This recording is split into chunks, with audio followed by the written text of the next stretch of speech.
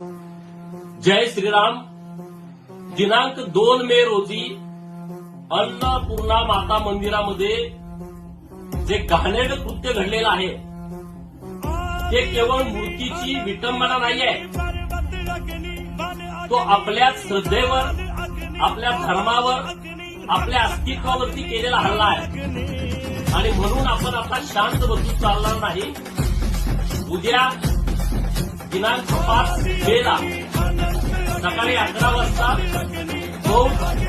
मुळशी तहसील कचेरीवरती सर्व हिंदू समाजाने मोठ्या संख्येनं जमायचं आहे. मी स्वतः उद्या मुळशीला येणार आहे. आपण सर्वांनी एकत्रित येऊन आपली श्रद्धा, आपली भावना, आपलं अस्तित्व याची चाचणी घ्यायची आहे.